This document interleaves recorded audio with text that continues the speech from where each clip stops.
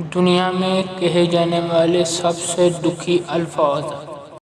سب سے مزاحیہ شخص چارلی نے کہا تھا، مجھے بارش میں چلنا پسند ہے تاکہ کوئی میرے آنسو نہ دیکھ لے۔ شام میں جب جنگ جاری تھی تو ایک شامی بچی نے دم توڑتے وقت کہا تھا کہ میں اپنے رب کو سب کچھ بتاؤں گی۔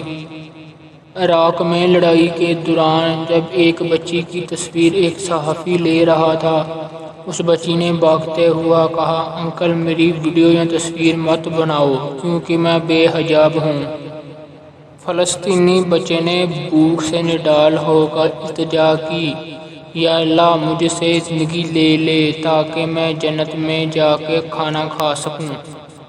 جو شخص آپ کے دکھ میں دکھی، آپ کی خوشی میں خوش ہو تو یقین کیجیے وہ شخص ایک ہی ہوتا ہے، کیونکہ وہ ایک ہی ہوتا ہے، ہر کوئی نہیں ہوتا۔